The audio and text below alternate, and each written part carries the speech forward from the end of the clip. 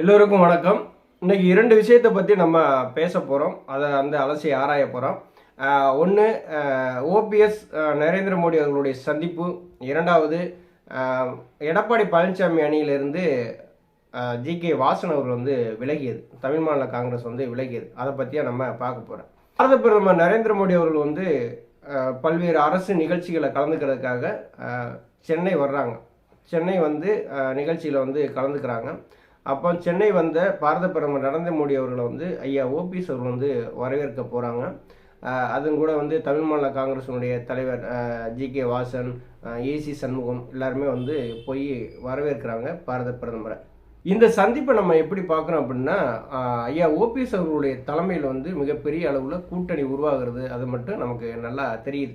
எப்போதுமே மாண்புமிகு பாரத பிரதமர் நரேந்திர மோடி அவர்களுக்கும் ஐயா ஓபிஎஸ் அவர்களுக்குமான ஒரு நட்பு யாரும் அவ்வளோ சீக்கிரம் இடப்பட முடியாது. புரட்சித் தலைவி அம்மா இருந்த காலத்தில் எப்படி பாரத பிரதமர் நரேந்திர மோடி அவர்கள் எப்படி நட்போடு இருந்தார்களோ அதே மாதிரி தான் இன்று அவர் ஐயா ஓபிஎஸ் அவர்களோடுமே நட்போடு தான் இருக்கிறாங்க.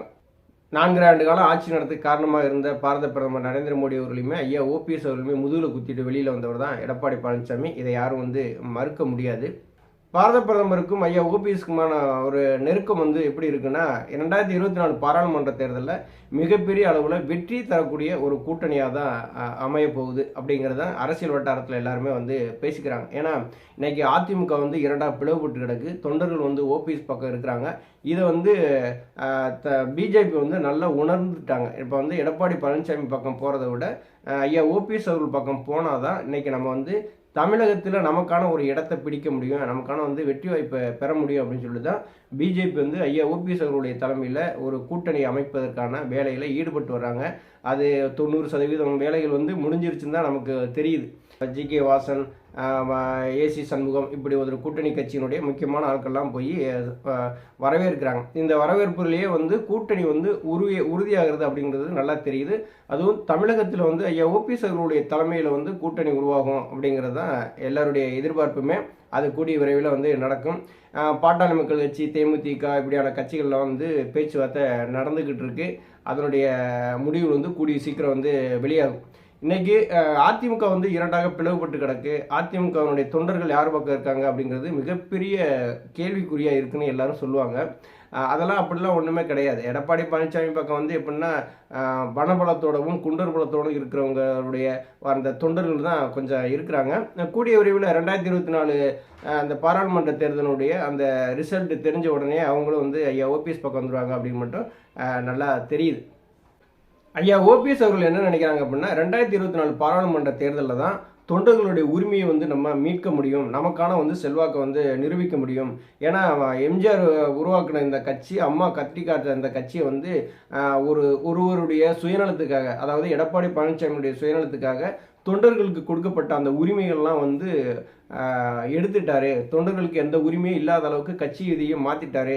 அந்த தொண்டர்களுக்கு அந்த உரிமையை பெற்று கொடுக்கறது தான் நம்மளுடைய தலையாய கடமை அப்படின்னு சொல்லி தான் அன்னைக்கு தொண்டர்களுடைய உரிமை மீட்பு குழுன்னு சொல்லிட்டு ஒரு பிரச்சாரத்தை ஆரம்பிச்சிருக்கிறாங்க.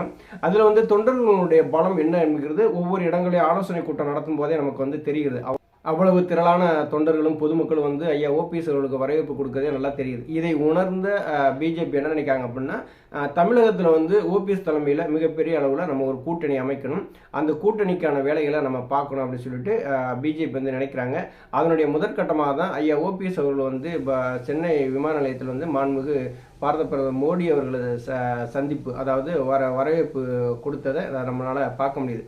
இன்னொன்று, ஜி.கே. வாசன் எடப்பாடி பழனிசாமி அணியிலிருந்து விலகி இருக்காரு. விலகி பார்த்தீங்கன்னா நேற்று சென்னை பாரத பிரதமரை விமான நிலையத்தில் நேற்று வரவேற்பு கொடுத்துருக்காரு தமிழ் மாநில காங்கிரஸினுடைய தலைவர் ஜி.கே. வாசன். இந்த அரசியல் நம்ம எப்படி இருக்கோம் அப்படின்னா, கிட்டத்தட்ட அதிமுக காலத்தில் தான் ராஜ்யசபா எம்பியாக தேர்ந்தெடுக்கப்பட்டார் ஜி.கே. வாசன். இன்னைக்கு அரசியல் சூழல் 2024 நம்ம யார் பின்னாடி போகலாம் அப்படிங்கிறது மிகப்பெரிய ஒரு குழப்பத்தில் இருந்ததுன்னா முழு விடையும் தெரிஞ்சிருக்கு. இன்னைக்கு பிஜேபியோட பயணிக்கிறதா நல்லது. தமிழகத்தில் ஓபிஎஸ் அவர்களோட பயணிக்கிறதா நல்லது அப்படிங்கிற ஒரு முடிவை எடுத்து தான் இன்னைக்கு வந்து எடப்பாடி பழனிசாமி அணியிலேருந்து விலகி வந்திருக்கிறாங்க. இப்போ ஜி.கே. வாசன் என்ன சொல்லியிருக்காரு அப்படின்னா, நாங்கள் ஒரு கூட்டம் போட்டு அந்த கூட்டத்தில் வந்து இப்போ யார் என்ன சொல்கிறாங்களோ அவங்களுடைய கருத்துக்களை கேட்டு நாங்கள் அதுக்கு தகுந்த மாதிரி நடவடிக்கை எடுப்போம் அப்படின்னு வந்து சொல்லி இருந்தாலுமே, நேற்று பாரத பிரதமரை வரவேற்பது வந்து கூட்டணியில் வந்து முழு தகுதியோட நாங்களும் இருக்கிறோம், நாங்களும் உங்களோட வந்து ஜாயின் பண்ணிக்கிறோம் அப்படிங்கிற எண்ணத்தில் ஜி.கே. வாசன் வந்து இருக்கிறாங்க. ஏற்கனவே வந்து ஓபிஎஸும் டிடிவி தினகரனுமே வந்து இணைந்து செயல்பட போவதாக ஏற்கனவே அறிவிச்சிட்டாங்க. பல்வேறு இடங்களில் வந்து டிடிவி தினகரன் அவர்களும் என்ன சொல்கிறாங்க அப்படின்னா, நாங்கள் வந்து ஓபிஎஸ் அவர்களோட இணைந்து செயல்பட போகிறோம், அதற்கான வேலைகள்லாம் நடந்துக்கிட்டு இருக்கு, நாங்கள் வந்து இனிமேல் தொகுதி பங்கீடு மட்டும்தான் இன்னும் முடியலை, கூடிய விரைவில் வந்து அந்த தொகுதி பங்கீடு முடிஞ்சதுன்னா எங்களுடைய வேலைகளை நாங்கள் பார்க்க ஆரம்பிச்சிருவோம், அதிமுகவை மீட்டெடுக்கிறதா எங்களுடைய கடமை அப்படிங்கிறதுல டிடிவி தினகரன் அவர்கள் பல்வேறு இது செய்தியாளர் சந்திப்பில் வந்து சொல்லிக்கிட்டே இருக்கிறாங்க.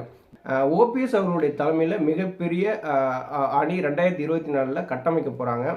அதில் யார் யாரெல்லாம் இருப்பாங்க அப்படின்னா, இது ஐயா ஓபிஎஸ் அவர்களுடைய தலைமையில் வந்து பிஜேபி, அமமுக, பாட்டாளி மக்கள் கட்சி, தேமுதிக, இது புதிய நீதி கட்சி, இது தமிழ் மாநில காங்கிரஸ், இன்னும் ஒரு சில கட்சிகள் வந்து இணைகிறதுக்கான வாய்ப்புகள் நிறைய இருக்கிறது.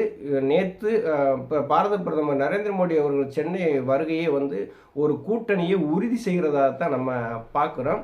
நன்றி, வணக்கம்.